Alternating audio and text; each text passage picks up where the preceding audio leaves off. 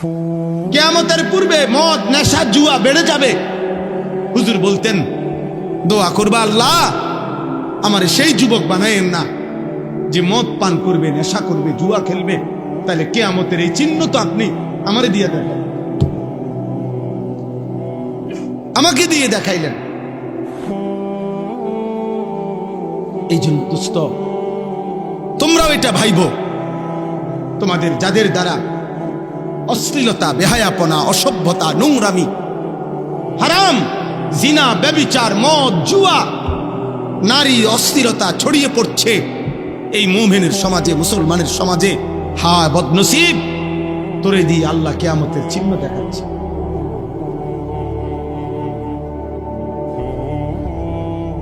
তোমাকে দিয়ে আল্লাহ তাআলা কিয়ামতের চিহ্ন দেখাচ্ছে। বেঈমানের অনুসরণ বেড়ে যাবে। আজকে তোমাদের যাদের চুল কাফের, মুশরিক, বেঈমানদের মতো এই বিশ্রী বিকট, হায় দুর্ভাগা, তোমারে দিয়েই তো আল্লাহ কিয়ামতের চিহ্ন দেখাইতেছে। তোমাদের যাদের মা তোমাদেরকে ভয় পায়, বাবা ভয় পায়, একটা কথা বললে তুমি ঘাড় পাক দাও, তুমি মার অবাধ্য সন্তান, তুমি বাবার অবাধ্য সন্তান, তা নাফরমান, তোমাকে দিয়েই তো আল্লাহ কিয়ামতের চিহ্ন দেখাচ্ছে।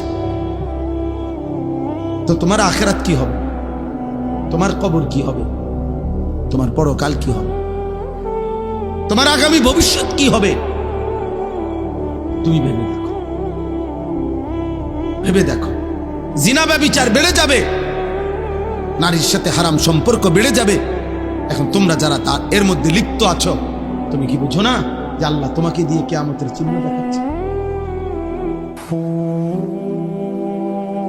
এই জন্য দোস্ত আমার, বাপ আমার, প্রিয় ভাই আমার, বন্ধু আমার, এটা বোঝা উচিত আমার, যে আমি কেন সেই যুবক হব, আমি কেন সেই মানুষ হব যাকে দিয়ে আল্লাহ কিয়ামতের খারাপ মন্দ চিহ্ন দেখাবে?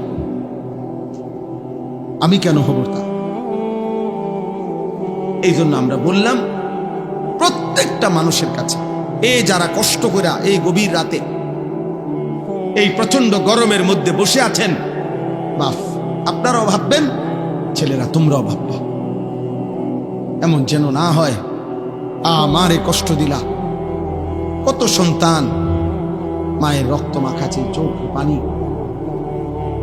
আজকে মা তার একটা বিশ্বাস, কোন মা যদি একবার দীর্ঘশ্বাস ফেলে, সন্তান তুই আমারে কি করলি, একবার বাপ যদি এটা বলে ফেলে, খোদার কসম আল্লাহর আরশ গিয়া ধাক্কা লাগবে। আর আল্লাহ বলছে, নবী বলছে, আল্লাহ সব পাপের শাস্তি সহ্য করতে পারে। আল্লাহ বলছে সব পাপের শাস্তি আল্লাহ হাসরের ময়দানে দিবে। খোদার কসম নবী বলছে, উম্মত কুল্লু যুনুবি ইউআখিরুল্লাহু ইলা আজালিম মুসাম্মা, সকল পাপ আল্লাহ চাইলে কিয়ামত পর্যন্ত বিলম্ব করতে পারে শাস্তি, কিন্তু ইল্লা আকুল ওয়ালিদাইন, মা বাবার নাফরমানি আল্লাহ এই পাপ আল্লাহ সহ্য করে না। নবীজি বলছে লাইয়া মুতা হাত্তা ইউআযযিবাহুল্লাহু ফিল আরদ, আল্লাহ তাআলা মা বাবার নাফরমান সন্তানকে মৃত্যু দিবে না যতক্ষণ পর্যন্ত আল্লাহ তাকে দুনিয়াতে বেইজ্জতি না করে। মানুষ একদিনে বদলায় না, মানুষ একদিনে বদলায়, কিন্তু শুনতে থাকলে হৃদয়ে জমতে থাকে। মানুষ চোখে যা দেখে তার হৃদয়ে জমে, কানে যা শুনে তার হৃদয়ে জমে। মানুষের সমস্ত উপলব্ধি ইন্দ্রিয়ের, চোখ, নাক, কান, জিহ্বা, ত্বক মানে চামড়া, এই যে পঞ্চ ইন্দ্রিয়, এই ইন্দ্রিয় যাই স্পর্শ করে, উপলব্ধি করে, তার হৃদয়ে আইসা জমা হয়, দিলে জমা হয়। এই দিলের মধ্যে জমা হলে এখান থেকে এরপরে প্ল্যানিং প্রোগ্রাম হয়, এটা করবে না না করবে, কি করবে না করবে, যাবতীয় চিন্তা ফিকির অন্তরে তৈরি। এরপরে মানুষ কাজটা বাস্তবায়ন করে। এই জন্য কেউ যদি চোখে দেখে, কানে শোনে, হৃদয়ে জমে, এবং পরবর্তীত প্রয়োজনে আল্লাহ চাইলে সেটা তার হৃদয়ে ভেসে ওঠে। স্মৃতিতে ভেসে ওঠে। এটার একটা সহজ উদাহরণ হইল আমরা প্রত্যেকেই, আমি আমার কথা বলি, আমি যে সেই ছোটবেলায় 90 সালের পরে, 90, 91, 92 সালের আগে প্রাইমারি স্কুলে পড়ছি, তাহলে আমি যে আজকে কত বছর আগে, ধরে নেন 35 বছর আগে, আমার সেই প্রাইমারি স্কুলের সাথী যারা, যাদের সাথে আমি পড়ছিলাম সহপাঠী, হয়তো অনেকেই আমি 35 বছরেও আর দেখি নাই, কিন্তু যাদের নাম আমার মনে আছে, ওদের নাম আমি স্মরণ করলেই আমার এখনো তাদের চেহারা ভেসে ওঠে। আমার মনে পড়ে ও কেমন আছিল, আমার ওই বন্ধুটা। তাইলে কি বোঝা গেল? এই হৃদয়ের জমা কথাগুলো, স্মৃতিগুলো মুছে না, প্রয়োজনের মুহূর্তে জ্বলে ওঠে, ভেসে ওঠে, স্মৃতিপটে ভেসে ওঠে। এই কারণে আল্লাহর কথা শুনতে হয়। শুনতে থাকলে আল্লাহ তাআলা প্রয়োজনের মুহূর্তে, আল্লাহ যেদিন চাইবে, যখন চাইবে, কোনো না কোনো শব্দ, কোনো না কোনো কথার উসিলা করে, কোনো না কোনো উপলক্ষ করে আল্লাহ তাআলা তার বান্দাকে হেদায়েত দিয়ে দেন। মূলত আসলে আমাদের তো বলারই জিম্মাদারি, পরিবর্তন, জীবন গঠন, আখিরাতমুখী জিন্দেগি, কবরের ফিকির, জাহান্নামের ভয়, জান্নাতের আশা আকাঙ্ক্ষা, এই সবটাই আল্লাহর ফয়সালা। আমরা শুধু বলতে পারি, কিন্তু মূলত আল্লাহর পথে চলবে কে আর কে চলবে না, এই উভয় সিদ্ধান্ত আল্লাহর। আরো সহজ উদাহরণ দেই, রাসূলুল্লাহ সাল্লাল্লাহু আলাইহি ওয়াসাল্লাম মক্কার জমিনে যখন কালেমার দাওয়াত দিচ্ছিলেন, তো আল্লাহ তাআলা বলছে, বন্ধু দাওয়াত দিতে থাকেন, আপনার দাওয়াত আপনি দেন, আপনি পুরা দিল দিয়া বলেন, বাকি আমি আল্লাহ ফয়সালা দিলাম, আমি কাকে রাখবো আর কাকে রাখবো না, ইমানের পথে, ইসলামের পথে, আগামীর পৃথিবীর জন্য, সারা বিশ্বময় ইসলাম ছড়িয়ে দেওয়ার জন্য আপনার সাহাবী হিসাবে আমি কাদেরকে গ্রহণ করব আর কাদেরকে গ্রহণ করব না, আল্লাহ বলছে, বন্ধু এটা সম্পূর্ণ আমি আল্লাহর ফয়সালা। দাওয়াত আপনি সকলকে দেন, কিন্তু লোক নিমু আমি। এই জন্য কুরাইশ বংশেই নবী দাওয়াত দিছেন। আবু জেহেল, আবু বকর দুইজনই কুরাইশ বংশ, আবু লাহাব, ওমর দুইজনই কুরাইশ বংশ, উতবা, শাইবা, ওসমান, আলী, ওরা উভয়ই কুরাইশ বংশের, একই বংশে, একই মহল্লার। তো নবী সাল্লাল্লাহু আলাইহি সাল্লাম উভয়ের কাছে, সকলের কাছে কালেমার দাওয়াত দিছেন। তো আল্লাহ যেন বলছেন, বন্ধু আবু বকরকে নিলাম, আবু জেহেলকে নিলাম, ওমরকে নিলাম, আবু লাহাবকে নিলাম না, ওসমানকে নিলাম, আলীকে নিলাম, উতবা, শাইবাকে নিলাম না। তাহলে আবু বকরকে কেন নিলেন, আবু জেহেলকে কেন নিলেন না? কার ফয়সালা? আল্লাহর ফয়সালা। এই জন্য আমি নওজোয়ান, আমি সবসময় এই কথাটা বলি, আগামীর পৃথিবীতে মনে রাখবা বাবা, ইমানের বিজয় হবে, ইসলামের বিজয় হবে, কালেমার বিজয় হবেই হবে। নবীজি সাল্লাল্লাহু আলাইহি ওয়াসাল্লামের অসংখ্য অগণিত ভবিষ্যৎবাণী স্পষ্ট আছে বিশুদ্ধ হাদিসে। মাহদী আসবে, দাজ্জালও বের হবে, আর দাজ্জালের শেষ পর্যন্ত পতন হবে, পৃথিবীর শেষ ইহুদিটা ধ্বংস হবে, সারা বিশ্বময় মাহদীর নেতৃত্বে ইমানের পতাকা, ইসলামের খেলাফত প্রতিষ্ঠিত হবে। তাহলে সেই মাহদীর সৈনিক হওয়ার জন্য, দাজ্জালের বিরুদ্ধে লড়বার জন্য, বিশ্বময় কালেমার পতাকা আবার বিজয়ের পতাকা উড়াবার জন্য যে পরিমাণ ইমানদার, সাহসী যুবক, নওজোয়ান, মুজাহিদ লাগবে, সেটা আল্লাহ ঠিকই নেবে, সেটা আল্লাহ ঠিকই বাছাই করবে। দোস্ত আমার, বন্ধু আমার, দেখার বিষয় হলো তোমারে নিবে কিনা, তোমাকে মালিক নেবে কিনা। দিন মালিক, তার দিনের বিজয়ের জন্য যে কয়জন দরকার তিনি তো সে কয়জন নেবেনি, তোমারে নিবে কিনা। আল্লাহ যদি বলে বন্ধু আমি ইমানের পক্ষে তোমাকে নিলাম, আর যদি আল্লাহ কাউকে বলে আমি তোমাকে নিলাম না, তখন মান ইয়াহদিহিল্লাহু ফালা মুদিল্লা লাহু ওয়া মান ইউদ্লিলহু ফালা হাদিয়া। এইজন্য আমরা আগেই ফেস ভাঙিয়া লই, মানে আমরা যেন এটা বলে নেই ভাই বক্তা আরো বদলাইতেন পারবেন, চাঁদের দেশের বক্তা, মঙ্গল গ্রহের বক্তা, দরকার হলে 83 কেজি ওজনের বক্তা, 900 কেজি ওজনের বক্তা আনতে পারবেন, ফিকাফে কইরা প্রয়োজনে বক্তা আনলেন। কিন্তু মাগার আল্লাহ যদি হেদায়েত দেয় কেউ পথ ভ্রষ্ট করতে পারবে না, আর আল্লাহ যদি পথ হারা করে দেয় তাহলে বক্তার আব্বায়ও হেদায়েত দিতে পারবে পারবে না। তাহলে ফয়সালা আসমানে তোমারে মালিক আবু বকর হিসাবে নিবে নাকি আবু জাহাল হিসাবে ফেলে দিবে, এটা দেখার বিষয়, এটা দেখার বিষয়, এটা ভাবার বিষয়। হয়তো ইমানের বিজয় হবে, ইসলামের পতাকা উড়বে, মাহাদির লড়াই হবে, আর আল্লাহ বলবে তুই নাফরমান, আজ 365 দিনে খোদার এক বছরে তুই আমার একদিনও ফজরের নামাজের সেজদা দেস নাই, যা তোরে নেব না। মালিক যদি বলে যা বেঈমান, তুই নারী দেখ, ছবি দেখ, মোবাইলের উলঙ্গ দৃশ্য দেখ, যা নাফরমান, তুই বসে বসা মদ খা, জুয়া খেল, তুই নারীর মধ্যে ডুবে থাক, তোরে নেব না। তো তখন তোমার কে, তখন কে বাঁচা? আল্লাহ না নিলে। আমার উস্তাদ, আমি ছাত্র জীবনে একজন উস্তাদের কাছে পড়ছিলাম, আমার একজন প্রিয় উস্তাদ ছিলেন, নোয়াখালী লক্ষ্মীপুর টুমচর মাদ্রাসা, হযরত মাওলানা এরশাদুল্লাহ রাহমাতুল্লাহ আলাইহি আমার হুজুরের নাম ছিল। মারা গেছেন হুজুর, বহুত বড় আল্লাহওয়ালা মুখলিস মানুষ ছিলেন। জোহরের নামাজ মসজিদে জামাতে পড়ছে, পয়রা সুন্নত পয়রা নফল পড়ে মসজিদে বসে বসে তাসবিহ পড়তেছিলেন।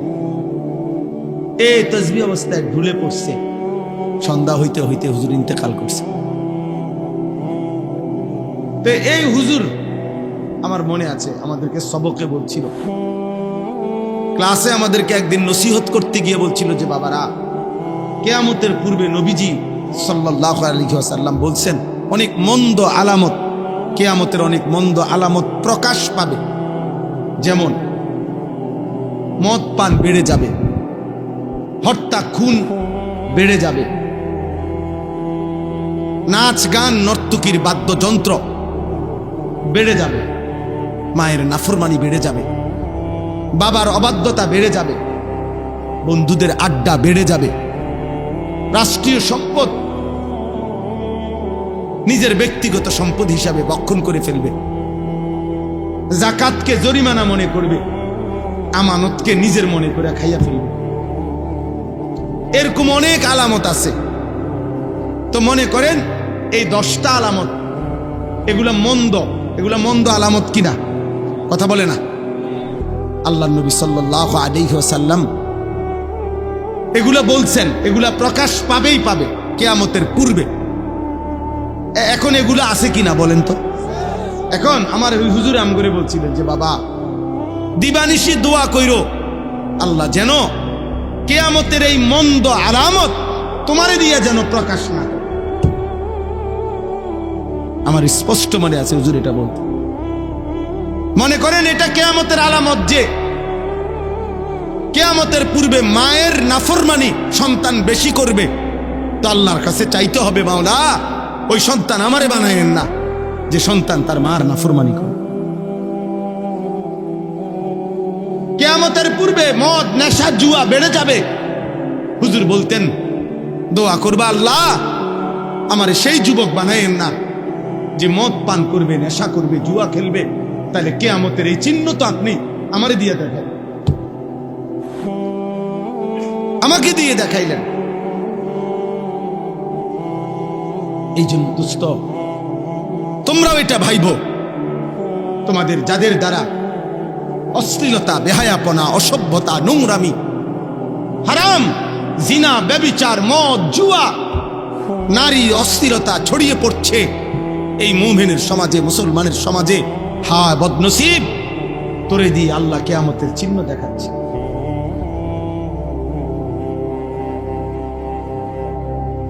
তোমাকে দিয়ে আল্লাহ তাআলা কিয়ামতের চিহ্ন দেখাচ্ছে। বেঈমানের অনুসরণ বেড়ে যাবে। আজকে তোমাদের যাদের চুল কাফের মুশরিক বেঈমানদের মতো এই বিশ্রী বিকট, হায় দুর্ভাগা, তোমারে দিয়েই তো আল্লাহ কিয়ামতের চিহ্ন দেখাইতেছে। তোমাদের যাদের মা তোমাদেরকে ভয় পায়, বাবা ভয় পায়, একটা কথা বললে তুমি ঘাড় পাক দাও, তুমি মার অবাধ্য সন্তান, তুমি বাবার অবাধ্য সন্তান, তা নাফরমান, তোমাকে দিয়েই তো আল্লাহ কিয়ামতের চিহ্ন দেখাচ্ছে। তো তোমার আখিরাত কি হবে? তোমার কবর কি হবে? তোমার পরকাল কি হবে? তোমার আগামী ভবিষ্যৎ কি হবে? তুমি ভেবে দেখো, ভেবে দেখো। জিনা ব্যভিচার বেড়ে যাবে, নারীর সাথে হারাম সম্পর্ক বেড়ে যাবে। এখন তোমরা যারা এর মধ্যে লিপ্ত আছো, তুমি কি বুঝো না যে আল্লাহ তোমাকে দিয়ে কিয়ামতের চিহ্ন দেখাচ্ছে? এই জন্য দোস্ত আমার, বাপ আমার, প্রিয় ভাই আমার, বন্ধু আমার, এটা বোঝা উচিত আমার। আমি কেন সেই যুবক হব? আমি কেন সেই মানুষ হব যাকে দিয়ে আল্লাহ কিয়ামতের খারাপ মন্দ চিহ্ন দেখাব? আমি কেন হব তা? এই জন্য আমরা বললাম প্রত্যেকটা মানুষের কাছে, যারা কষ্ট করে এই গভীর রাতে এই প্রচন্ড গরমের মধ্যে বসে আছেন, বাপ আপনারাও ভাববেন, ছেলেরা তোমরাও ভাববা, এমন যেন না হয় আমারে কষ্ট দিলা। কত সন্তান মায়ের রক্ত মাখাছে, চোখ পানি, আজকে মা তার একটা নিঃশ্বাস, কোন মা যদি একবার দীর্ঘশ্বাস ফেলে, সন্তান তুই আমারে কি করলি, একবার বাপ যদি এটা বলে ফেলে, খোদার কসম আল্লাহর আরশ গিয়া ধাক্কা লাগবে। আর আল্লাহ বলছে, নবী বলছে, আল্লাহ সব পাপের শাস্তি সহ্য করতে পারে। আল্লাহ বলছে সব পাপের শাস্তি আল্লাহ হাসরের ময়দানে দিবে।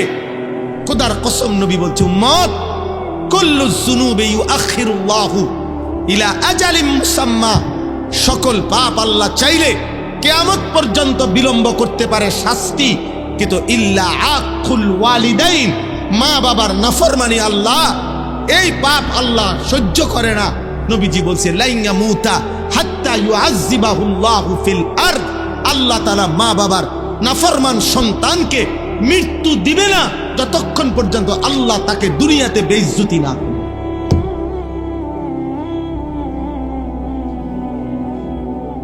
তোকে আল্লাহ দুনিয়াতে বেইজ্জতি করে। তুমি বলো, একটা ছেলে বলো আজকের সারা দিনে যে এক ওয়াক্ত নামাজ পড়ো নাই, তো তোমার মা তোমার উপরে খুশি তো?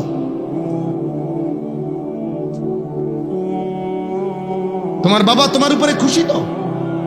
দিবা নিশি যারা মোবাইলে নারী ছবি অস্থির দৃশ্য দেখো, তোমার মা তোমার উপরে রাজি তো? তোমার বাবা তোমার উপরে খুশি তো? তোমার আল্লাহ তোমার উপরে খুশি তো? তোমার মদিনার নবী তোমার উপরে খুশি তো? এই বেনামাজি নাফরমান বলো।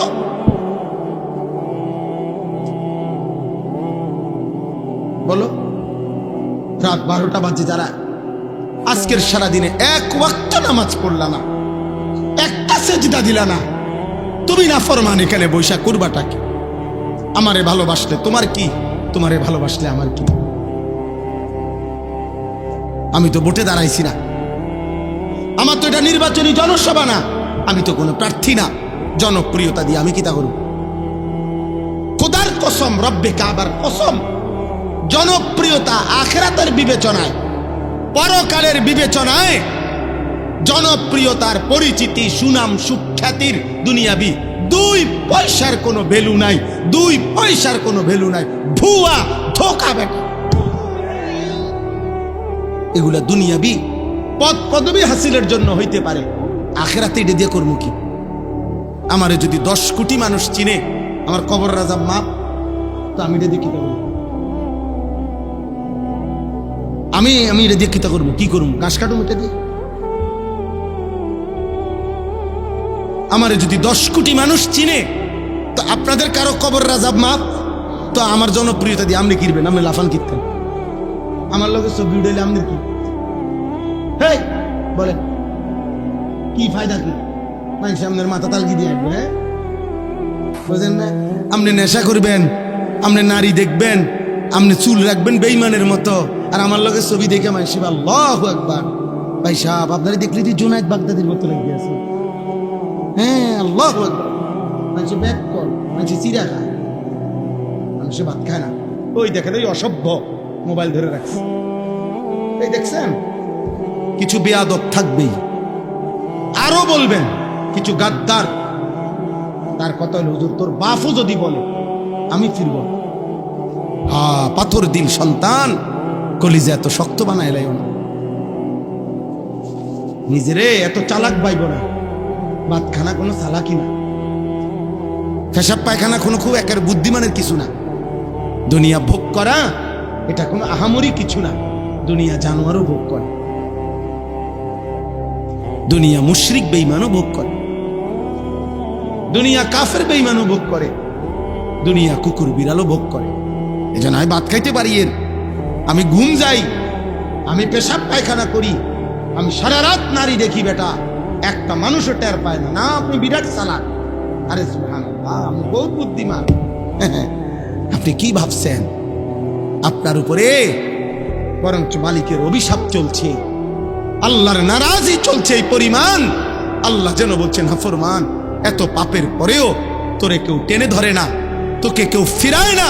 এটা তোর বদনসিব, এটা তোর মন্দ কপাল, এটা দুর্ভাগা।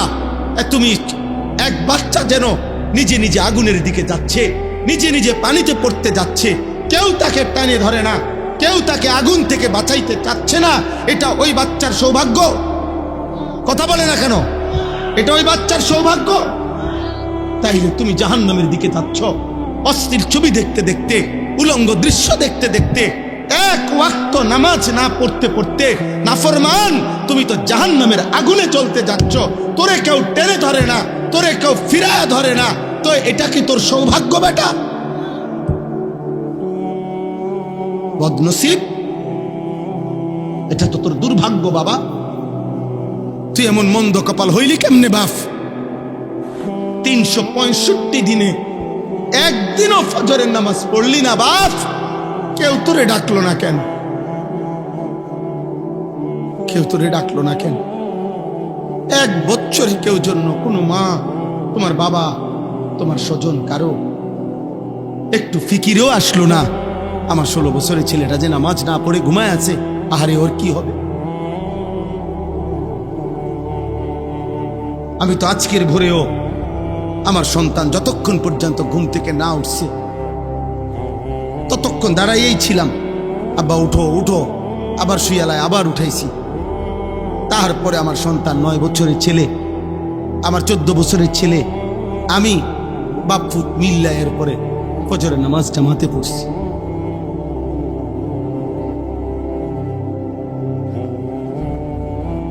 উদাহরণস্বরূপ বললাম, আমি আসছি ফজরের নামাজের সময়, চট্টগ্রাম ছিলাম, সেখান থেকে আসছি যখন, তখনই ফজরের আযান দিয়েছে।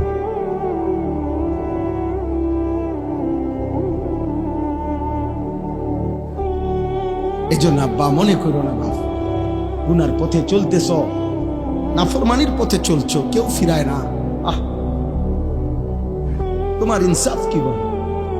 একটা 6 বছরের 4 বছরের বাচ্চা আগুনের দিকে চলছে, তারে কেউ ডাকে না।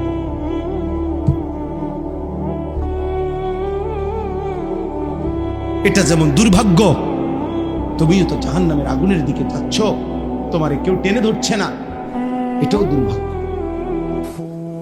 এটাও বদনসিব। 30 বছর সুদ খায়, কোনো দিন কল্পনায় কলিজার ভিতরে আসলো না, আহারে এটা তো হারাম। 60 বছর পর্যন্ত বিড়ি সিগারেট খায়, কোনো দিন কল্পনায় আসলো না, আহারে এটা তো গুনাহ। 40 বছর ধরে কথায় কথায় গালি দেয়, আহারে একবারও মনে আসলো না এটা তো হারাম। এ কেমন জীবন বাপ? এ কেমন জীবন? এই ছেলে, তুমি দেখাও সবাইরে দাঁড়াইয়া যে তুমি যে গাদ্দার, তুমি দেখাও, সবাইকে দেখাও, তোমার চিনাও যে হুজুর দেখেন ভাই সব, আমি একজন সাহসী মানুষ, যে এই হুজুরের এতগুলো নিষেধের পরেও আমি আমার মোবাইল ধরে রাখছি। আপনি আমার সাহস দেখেও কি করতে পারেন, অনুপ্রাণিত হতে পারেন, দেখাও। আমি ছেড়ে দিবার মানুষ না, সাফ কথা, আমি ছাড়বো না, আমার হিসাব এটা।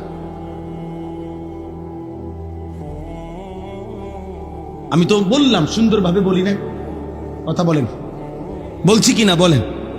তাইলে আধা ঘন্টা মোবাইলটা না ব্যবহার করলে ক্ষতিটা কি? 1 ঘন্টা মোবাইল না করলে, ব্যবহার না করলে এখন বাংলাদেশ কাইতেই যাবে। তাইলে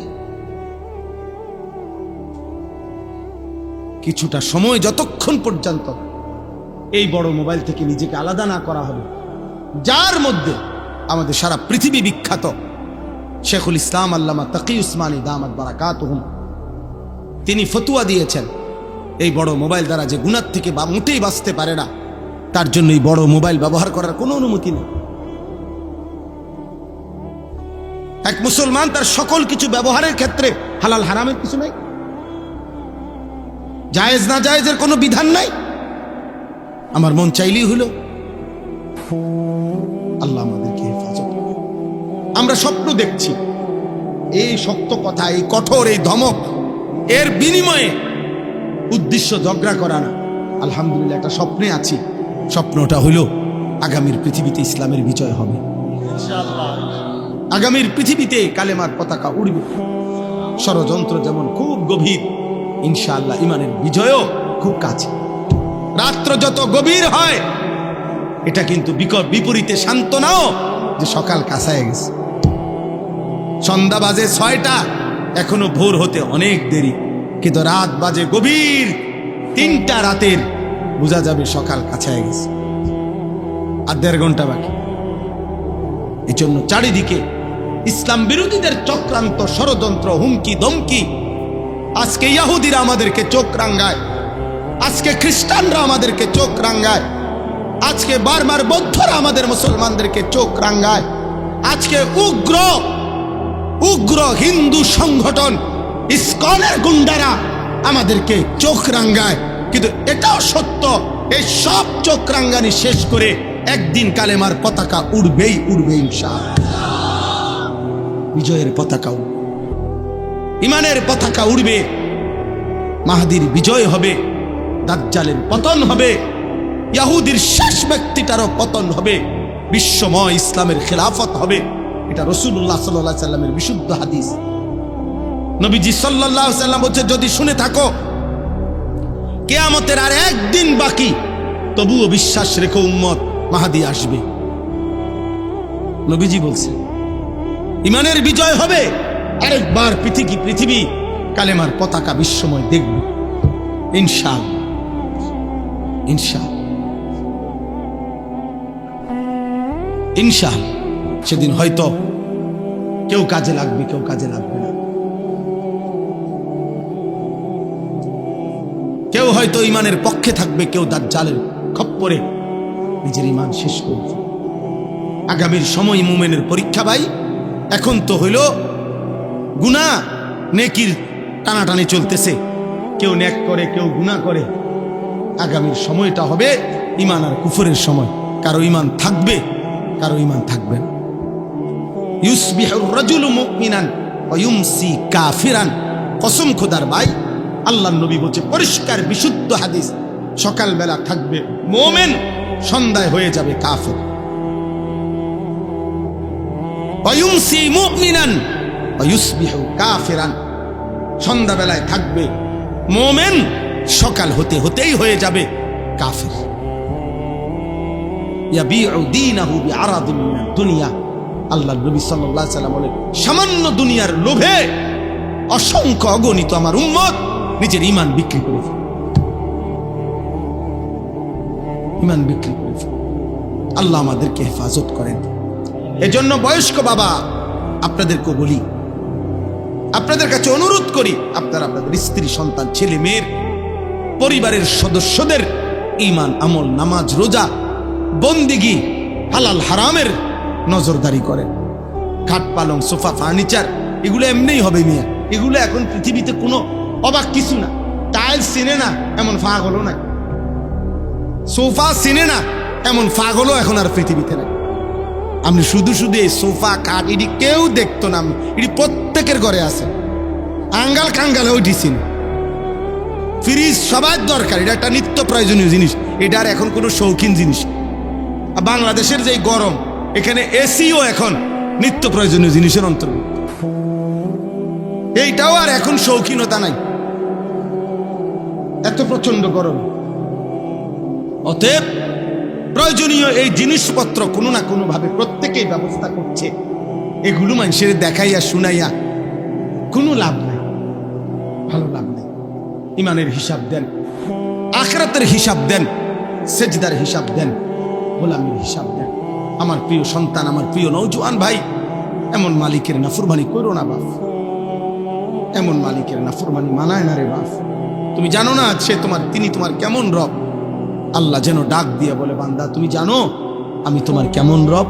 24 ঘন্টা তোমার অজান্তে, তুমি জানো না, বুঝো না, বলো নাই, আমি রব্বুল আলামিন এমন রব 24 ঘন্টা অস্তিত্বের প্রথম সেকেন্ড থেকে নিয়ে শেষ পর্যন্ত জীবনের সকল প্রয়োজন, জীবনের সকল আয়োজন, হৃদয়ের প্রতিটা স্পন্দন, নিঃশ্বাসের প্রতিটা নড়াচড়া, দেহের পুরা অঙ্গ প্রত্যঙ্গের নড়াচড়া আমি আল্লাহ যা ঠিক ঠিক মতো তোমার পৌঁছাচ্ছি, করে দিচ্ছি।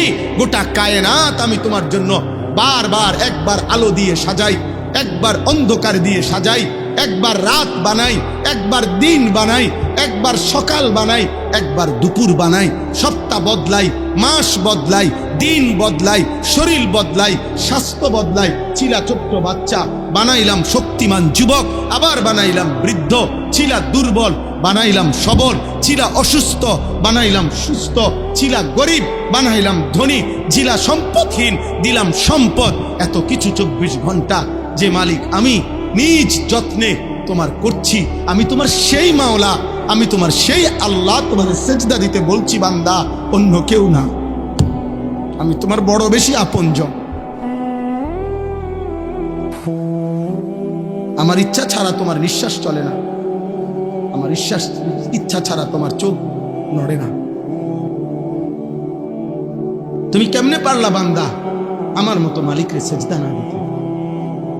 বলো না আব্বা, বলো না ভাইয়া, আমার প্রিয় সন্তান বলো।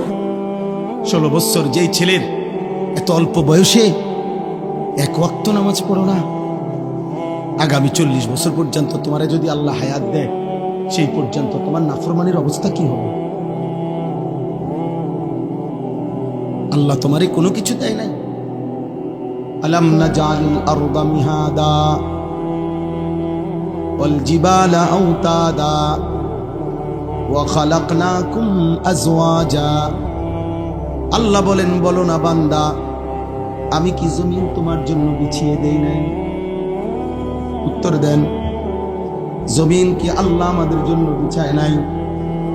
ওয়াল জিবালা আওতাদা, আল্লাহ বলেন পাহাড়গুলো আমি কি তোমাদের জন্য পেরেগের মতো স্থাপন করি নাই? করেছেন। ওয়া খালাকনাকুম আজওয়াজা, আমি আল্লাহই তো তোমাদেরকে জোড়ায় জোড়ায় নারী পুরুষে সৃষ্টি করেছি। ওয়া জাআলনা নাওমাকুম সুবাতা, সারা দিনের ক্লান্তি দূর করার জন্য 2 চোখের ঘুম আমি তো দিয়েছি।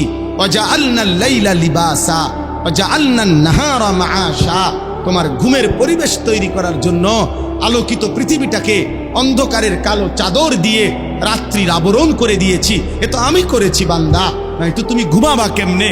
আবার তোমার উপার্জন মেহনতের জন্য, পরিশ্রম কামাই রোজগারির জন্য আবার আলোকিত ফর্সা ধবধবে একটা দিন আলো করে আমি আল্লাহই তো এনে দিয়েছি। আমি যদি আলো না দিতাম তুমি রোজগার কেমনে করতা? আমি যদি অন্ধকার না দিতাম তুমি ঘুম যাইতা কেমনে? সেই আমি তোমার একটা সেজদাও পাই না? সেই তুমি আমি আল্লাহকে একটা সেজদাও দিবা না? রাতের 12টা 11 বাজে, তাহলে রাত 12টা 11 পর্যন্ত যে যুবক সজাগ থাকতে পারলা, সেই তুমি কেন সেজদা দিতে পারলে না বাপ?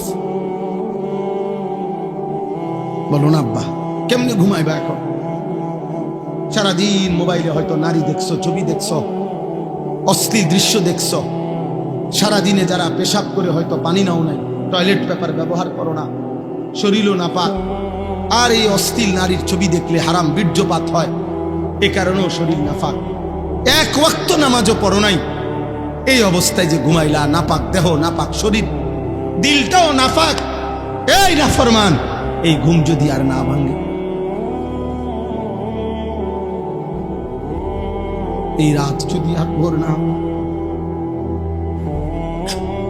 হ্যাঁ হবে বা।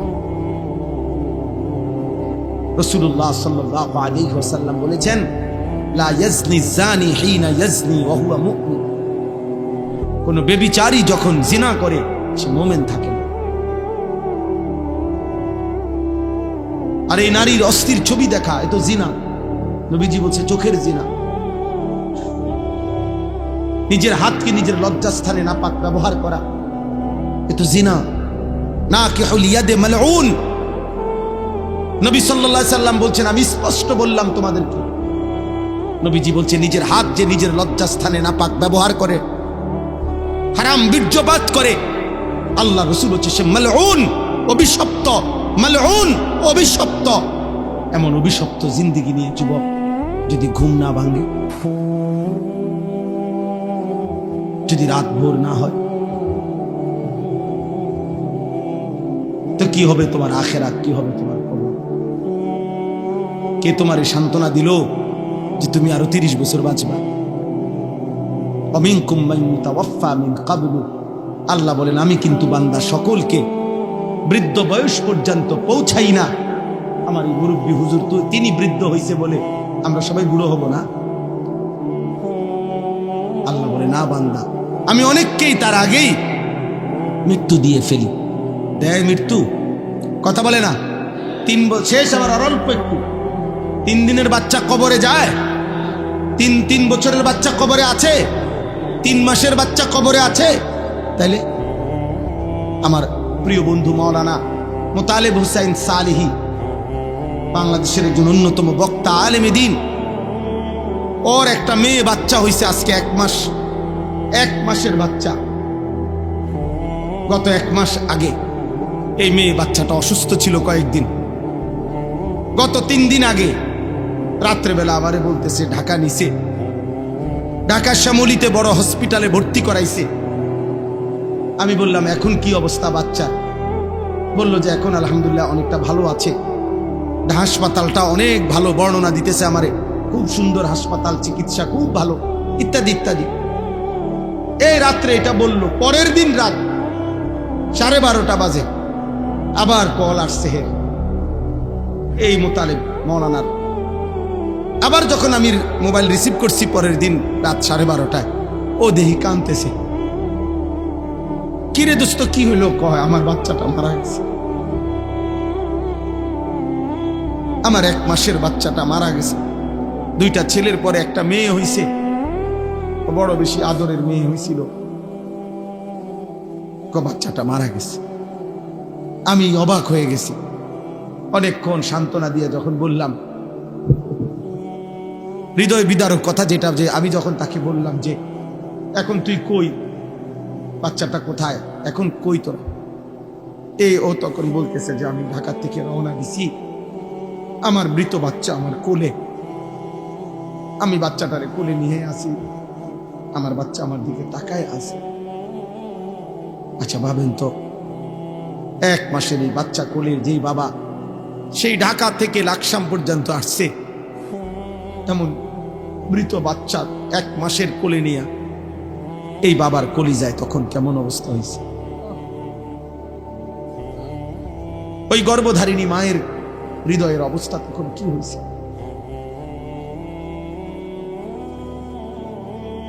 তাইলে বন্ধু আমার, দোস্ত আমার, সাথী আমার, এই মোবাইল নিয়ে তোমরা এমন শুরু করছো কেন? তোমরা কি করছো বাপ? এইভাবে নিজেকে ভুলে গেলা কেমনে? আর এই পৃথিবীর কোনো উপকার না করলা, নিজেরে এভাবে তিলে তিলে নষ্ট করে দিচ্ছ কেন? তোমার চরিত্রের অবস্থা কি তুমি জানো? তোমার দেহের অবস্থা কি? তোমার চেহারার হালাত কি? চুল রাখছো মুশরিকের মতো, শরীর নাপাক করে রাখো। আহা, আল্লাহ তোমাদের উপরে দয়া করেন, আল্লাহ তোমাদের উপরে রহম করেন। এটা কেমন জীবন আব্বা? এক ওয়াক্ত নামাজ পড়তে মন চায় না, কেমন জীবন? কোনদিন মালিকের নাম আসে। আজকে আমি মসজিদে জুমার নামাজে আমার জুমার বয়ানের তাফসিরে বলছি, শয়তানকে শয়তান কেন বলা হয়? শয়তানকে শিন তা নুন, শয়তানের মূল অক্ষর, অর্থ হলো 24 ঘন্টা যার প্রতি মুহূর্ত যে হক থেকে, সত্য থেকে দূরে, এই জন্য তাকে শয়তান বলা হয়। অর্থাৎ এক সেকেন্ড যে নিজে এবং তার অনুসারীদেরকে 24 ঘন্টা যে হক থেকে, সত্য থেকে, আল্লাহর পথ থেকে সরায়া রাখতে চায়, এই জন্য তাকে শয়তান বলে। তাহলে দোস্ত, শয়তানের সিফাত যে সে নিজে এবং তার অনুসারীদেরকে আল্লাহর পথ থেকে 24 ঘন্টা সরায়া রাখতে চায়। তাহলে 24 ঘন্টার একটা দিনে তোমাদের যাদের একটা ওয়াক্ত নামাজের সেজদা জুটলো না কপালে, তুমি কিংবা তোমার আশেপাশের কোনো বন্ধু, তাহলে তুমি তো নিজে এবং তোমার বন্ধুদেরকে তুমি তো যেই পথে পরিচালিত করিলা, এ তো শয়তানের আখলাক, এ তো ইনসানের আখলাক হইতে পারে না, এ তো মানুষের চরিত্র হইতে পারে না। নয়তো একটা 24 ঘন্টার দিন কেমনে পার করে দিলা, যে 24 ঘন্টায় একটা সেজদাও দিলা না আল্লাহরে? একবার মুখ দিয়া আল্লাহ এই নামটাও বের হইল না, এত বড় দুর্ভাগা তুই কেমনে হইলি? বা কেমনে হইল? আমার অস্থিরতা তো এটা নিয়া, আমার অশান্তি তো এটা নিয়া। যারে কিভাবে সম্ভব মুসলমানের ঘরে জন্ম নিয়ে ইমানদার মা বাবার সন্তান হয়ে, এটা কেমন ছেলে, কেমন মেয়ে যার 24 ঘন্টায় একবার তার মুখ দিয়া তার রবের নাম বের হইল না?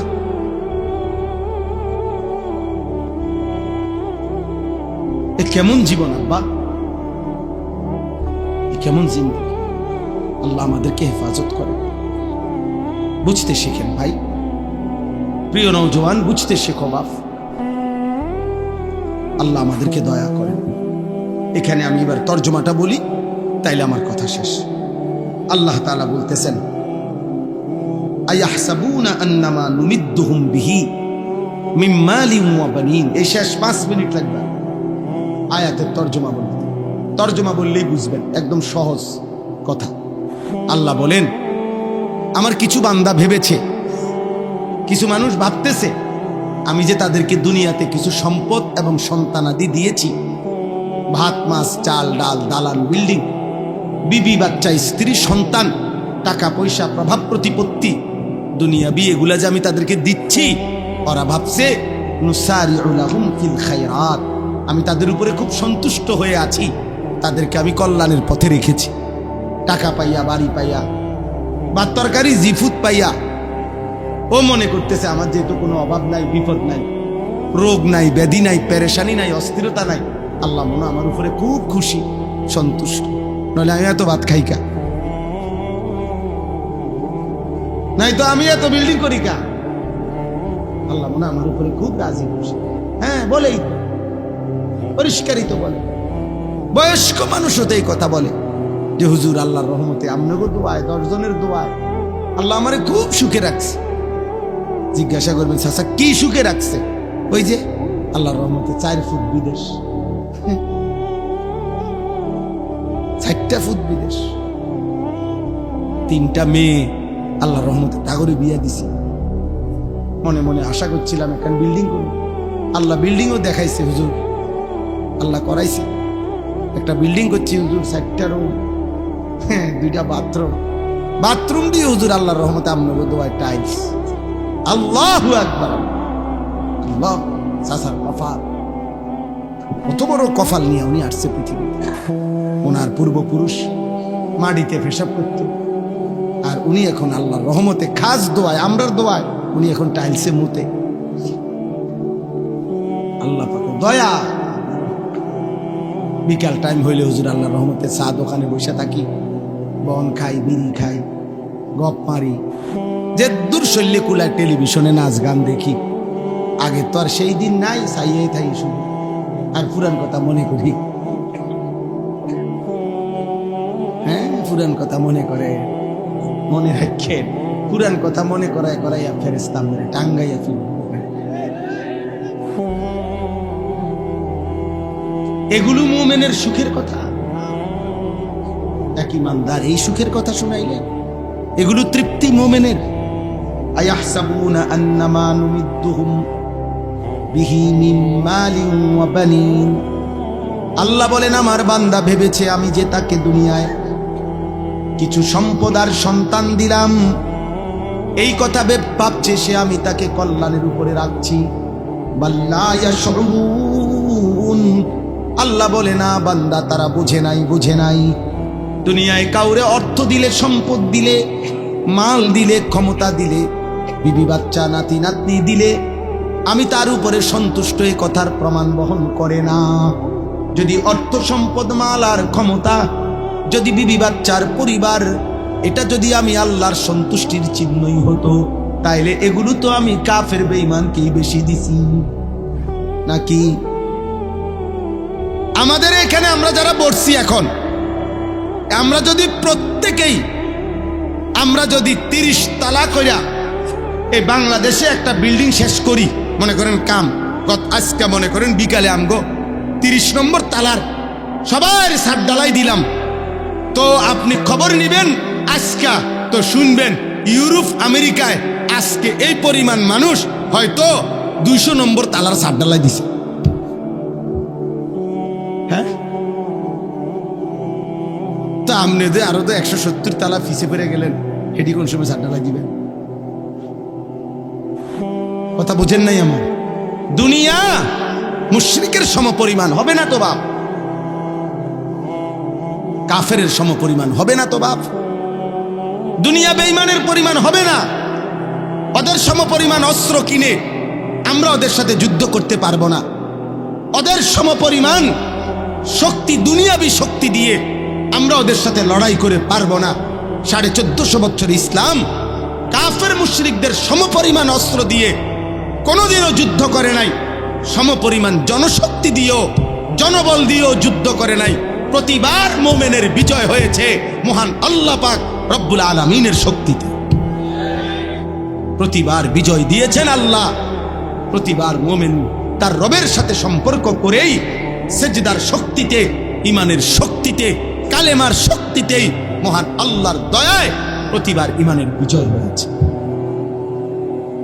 অতএব দুনিয়া হিসাব মিলাইলে হইতো না। আমাগরে আল্লাহ কাফেরদের সমপরিমাণ দুনিয়া দিবে না, এটা আল্লাহর ওয়াদা, এটা আল্লাহর ওয়াদা, আল্লাহর ওয়াদা। আমরা দেশের ধনীও ধনী আর ইউরোপ আমেরিকার ধনীও ধনী। আমরা দেশের 7 তলা বিল্ডিংওয়ালা যদি মনে করে ধনী, ইউরোপ আমেরিকাতে 7 তলা বিল্ডিং এ ছাগলও পালে না। আমরা দেশের প্রাইভেট কার চালাইনাওয়ালা যদি মনে করে ধনী, তো জাপানে, ইউরোপে প্রাইভেট কারের মধ্যে ছাগল টানে। আমারে বলছে, এটা সত্যই কথা। কাজেই দুনিয়াবি এগুলো কি নয়, মূল সফলতা নয়, সন্তুষ্টি আল্লাহর নয়। তাহলে আল্লাহর সন্তুষ্টি কিসের মধ্যে? এই শেষ কথাটা আল্লাহ বলছে, যার মধ্যে 4টা জিনিস আছে তার প্রতি আল্লাহ সন্তুষ্ট হয়ে আছে। কয়টা জিনিস? 1, ইন্নাল্লাযীনা হুম মিন খাশিয়াতি রাব্বিহিম মুশফিকুন। হৃদয় যার আল্লাহর ভয়ে কম্পিত, হৃদয়ে যার আল্লাহর ভয়, আল্লাহ তার প্রতি সন্তুষ্ট হয়ে আছে। 1, 2, ওয়াল্লাযীনা হুম বিআয়াতি রাব্বিহিম ইউমিনুন। আল্লাহর কোরআনের, আল্লাহর বিধানের সবগুলো আয়াত, হুকুম, আহকামকে সর্বান্তকরণে মেনে নিচ্ছে যে আল্লাহ বলেন সে কল্যাণের পথে, আমার সন্তুষ্টির পথেই আছে। 3, ওয়াল্লাযীনা হুম বিরাব্বিহিম লা ইউশরিকুন। আমি আল্লাহর সাথে কোনোভাবে, কোনো সূরতে এক যাররা যে শিরিক করে না, শিরিক মুক্ত যার ঈমান, সে আল্লাহর সন্তুষ্টির উপরে আছে। তাইলে 1 নাম্বার হলো হৃদয়ে যার আল্লাহর ভয়, 2 নাম্বার মেনে নিচ্ছে যে আল্লাহর বিধান, 3 নাম্বার করে না যে কোনো অবস্থাতে শিরক, 4 ওয়াল্লাযীনা ইউতুনা মা আতাও। আল্লাহ বলেন আমার যে বান্দা, আমি আল্লাহর দেওয়া সব কিছু যা আমি দিছি, শরীর, স্বাস্থ্য, যৌবন, সব কিছু, স্ত্রী, সন্তান, ক্ষমতা, অর্থ, বিত্ত, সম্পদ, প্রভাব, প্রতিপত্তি, ব্যবসা, কামাই, অর্জন, যা কিছু আল্লাহ দিয়েছেন তা আল্লাহর পথে ব্যয় করে, আল্লাহর পথে ব্যয় করে, আল্লাহর পথে ব্যয় করে। আল্লাহ বলেন আমি তার প্রতি সন্তুষ্ট হয়ে আছি, সন্তুষ্ট হয়ে আছি। তাইলে কয়টা হইল? 4টা। হৃদয়ে যার কার ভয়, মেনে নিচ্ছে যে কার বিধান, করছে না কোনো অবস্থাতে যে কি শিরক। 4 নাম্বার আল্লাহর দেওয়া সব নিয়ামত যে ব্যয় করছে কার পথে? আল্লাহর পথে। এইবার এই 4টার পরে আল্লাহ অতিরিক্ত আরেকটা গুণ বলছে। এই 4টা তো ঠিক মতো করেই, এবার আরেকটা বিষয় হলো 4টা পূর্ণ করার পরেও আল্লাহর হুকুম, আল্লাহর বিধান, আল্লাহর ভয় মানার পরেও যার অন্তরে ওয়াকুলুবুহুম ওয়াজিলাতুন আন্নাহুম ইলা রাব্বিহিম রাজিউন, অন্তরে অন্তরে তার সর্বদা এই ভয় আছে যে হায় আমাকে তো আল্লাহর সামনে যেতে হবে, হাসরের ময়দানে দাঁড়াইতে হবে। আহা আমার মাওলা, আমার এই বন্দিগি, আমার এই ইবাদত, আমার এই দান, আমার এই সাদাকা, এগুলো জানি কবুল করে কিনা। আসল বিষয় তো আল্লাহ কবুল করে কিনা। কথা বুঝছেন? মানুষের বাহাবা, মানুষ তো দিছে মার হাবা, কিন্তু আসমানের কি অবস্থা? কথা বোঝেন না। মানুষ তো বলছে জনাব অমুক 30,000, মানুষ কইছে মার হাবা, হাবারে মার, মার তারে কাটছে, মার এত টাকা দিল কেন? মানুষের মার হাবা তো আচ্ছা ঠিক আছে বুঝলাম, আর শাজিমের মালিক আল্লাহ বলবে বান্দা 30,000 টাকার ইনকামটা কেমনে হয়েছে একটু বললে ভালো হয়। সিটারি কয় টাকা, বাটফারি কত, সুদে কত, কিস্তির কত, ওজনে কম দই না টিহা কত, আমি দেখছিলাম না, কামড়বে না। এ মার হাবা লইয়া বাদ যাও গা, ঘুমাইলাম। তোমার মার হাবা তোমার সাথেই নাও, বাইক নাও, মানুষের জানাইও যে আল্লাহর রহমতে আপনার হতো ভাই মার হাবা দিছে, কিন্তু আমি নিলাম না, কারণ হারাম হইলে আল্লাহ কি নেকি দিবেন। এজন্য বললাম মুমিন সর্বদাই ভয়ে থাকবে আমার আল্লাহ গ্রহণ করিলেন কিনা। উলাইকা ইউসারিউনা ফিল খায়রাত ওয়া হুম লাহা সাবিকুন। আল্লাহ বলেন এই 4 গুণ হৃদয়ে যার আল্লাহর ভয়, আল্লাহর বিধান যে মেনে নিচ্ছে, করছে না যে শিরক, এবং আল্লাহর দেওয়া সব নিয়ামত আল্লাহর পথে যে ব্যয় করে, দিলে দিলে এই ভয় করে আমার আল্লাহ গ্রহণ করবে তো, আমারে আল্লাহ হাসরের ময়দানে গেলে নিবে তো, এই ভয় নিয়ে আল্লাহর ইবাদত, আল্লাহর হুকুম যে করতে থাকে, আল্লাহ বলে তারাই কল্যাণের পথে দ্রুত গতিতে এগিয়ে যাচ্ছে। অহুম লাহা সাবিকুন, তারা তো জান্নাতের জায়গায় পৌঁছেই গেছে। আল্লাহ যেন বলতেছে তারা তো জান্নাতের দুয়ারে চলেই গেছে, আর শুধু দরজা খোলাটা বাকি, ঢুকবেই। এবার সর্বশেষ কথা হলো শেষ আয়াত। আল্লাহর কোনো বান্দা যদি বলে আল্লাহ আচ্ছা ঠিক আছে আমি আপনার কথা মানব, আপনার হুকুম মানব, তবে পারবো তো সব হুকুম মানতে? আমি কুলাইতে পারো আল্লাহ, আমি তো দুর্বল মানুষ, গ্রামের মানুষ, অসুস্থ মানুষ, সাধারণ মানুষ, আমি পারবো? আল্লাহ বলেন ওয়ালা নুকাল্লিফু নাফসান ইল্লা বুসআহা। বান্দা সুস্থ হও আর দুর্বল হও, তুমি শিক্ষিত হও আর মূর্খ হও, আমি আল্লাহ তোমাকে কাউকে তার সাধ্যের অতিরিক্ত কোনো বিধান আমি আল্লাহ চাপিয়ে দিই পারবা তুমি।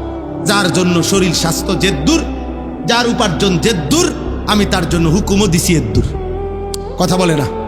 একজন মানুষের উপার্জন ইনকামে 30,000 টাকা, তারে বলে দিছে যে এই বছরের ভিতরে আগামী 15 দিনের ভিতরে হজের রেজিস্টার করবা 8 লাখ টাকা, তুই মরস বাসস বা রক্ত বেচাও টাকা দিতে হবে, তুই হজ করতে। এটা নিঃশরীয়তের বিধান। বেটার টাকা নাই 30,000, বেটার 8 লাখ টাকা দিত। 6 লাখ টাকা দিত। শরীয়ত কি এরকম বলছে? এই লোকটা দাঁড়াইতেই পারছে না, দাঁড়াইয়া থাকতেই পারে না, তো ইসলাম যদি বলতো না তুই নামাজ দাঁড়াইয়াই পড়তে হবে, প্রয়োজনে সুতা দিয়া বাইন্দা টাঙ্গাইয়া তুইব তোমারে, কিন্তু তুমি নামাজ দাঁড়াইয়া পড়তে হবে, এটা শরীয়তের বিধান? কথা বলেন। তাহলে আল্লাহ বলেন না, প্রতি অবস্থায় আমি আল্লাহ বিধান দিয়েছি, কারো উপরে আমি সাধ্যের অতিরিক্ত কিছুই কি করি নাই, চাপিয়ে। সুবহানাল্লাহ, কেমন মালিক আমার। এরপরে আল্লাহ বলেন ওয়ালাদাইনা কিতাবুন ইয়ানতিকু বিল হক ওয়া হুম লা ইউজলামুন। আল্লাহ বলেন সর্বশেষ আমার কাছে মনে রেখো, আমার ফেরেশতার আমলনামা লিখছে, এই আমলনামা রেডি হইতেছে, তুমি ঘাবড়াইও না, তুমি আমল করতে থাকো, আর আমার ফেরেশতা আমলনামার কিতাব রেডি করছে। কিয়ামতের দিন তোমার আমলনামাই তোমার সামনে কথা বলবে, এক বিন্দু জুলুম হবে না, একটা নেকিও ছুটে যাবে না, একটা গুনাহ বেশি লেখা হবে না। ঠিক তুমি যা করেছ তার আলোকেই ফয়সালা হবে, তার আলোকেই সিদ্ধান্ত হবে, তার আলোকেই বিচার হবে। আল্লাহ আমাদেরকে ঈমান আমলের জীবন দান করেন, আল্লাহ তাআলা আমাদেরকে উত্তম আখলাকের জীবন দান করেন। অনেক কষ্ট করছেন আপনারা, অনেক রাত সবর করছেন, আল্লাহ আপনাদের এই বসা, এই সবরে সর্বোত্তম বিনিময় দান করেন। আমার কিশোর ভাই, নওজোয়ান ভাই, আজকের রাত থেকেই নামাজ পড়ো, শরীর পবিত্র রাখো, নারী দেখো না, ছবি দেখো না, অস্থির দৃশ্য দেখো না। আল্লাহ আমাদের সকলকে তৌফিক দান করেন। আর 1 মিনিট দোয়া করি, দোয়া করি। দোয়ার আগে 2টা মিনিট মাদ্রাসার আমার প্রিয় ভাই জনাব জসিমউদ্দিন চৌধুরী ভাইয়া বলছেন মাদ্রাসার কাজে সর্বাত্মক সহযোগিতা করবে। আলহামদুলিল্লাহ, আপনারাও প্রত্যেকে যদি একটু পকেটে হাত দেন, 2টা মিনিট প্রত্যেকেই মাদ্রাসার এই কাজে, মাদ্রাসার এই কাজ অল্প একটু জায়গায় সুন্দর ভবন করবে। মৌলানা মাহমুদ সাহেব আমারে দেখাইছেন এটার প্ল্যানিং, অনেক সুন্দর পরিকল্পনা, অনেক ফিকির তার। আল্লাহ যেন এই ফিকিরের সাথে আমাদেরকে অংশগ্রহণ করার তৌফিক দান করে, এই আশায় প্রত্যেকেই যার যার সামর্থ্য অনুপাতে মাদ্রাসার জন্য আজকে থাকলে কিছু সহযোগিতা করেন, আবার এখন না থাকলে পরে আপনারা দিয়েন, এখন যাদের আছে দেন, ইনশাআল্লাহ বরকত হবে। আমি সবার জন্য দোয়া করছি। যাওয়ার সময় আরেকটা ছোট্ট অনুরোধ হলো, আমার গাড়িতে একটা বহুতই মূল্যবান দামি আপনাদের আমাদের প্রত্যেকের জীবনের উপযোগী একটা কিতাব আছে, তালিমুস সুন্নাহ। কিতাবটা আমাদের নবীজি সাল্লাল্লাহু আলাইহি সাল্লামের পুরা জিন্দেগীর ছোট বড় বিন্দু বিন্দু সমস্ত সুন্নাত এই কিতাবের মধ্যে প্রায় 600 পৃষ্ঠা ব্যাপী নবীজির জীবনের যত সুন্নাত একজন মুমিনের প্রয়োজনীয়, ছোট বড় দলিল সহ প্রমাণ সহ এখানে লেখা আছে। আমরা এটা বিক্রি করি 400 টাকা মূল্যে।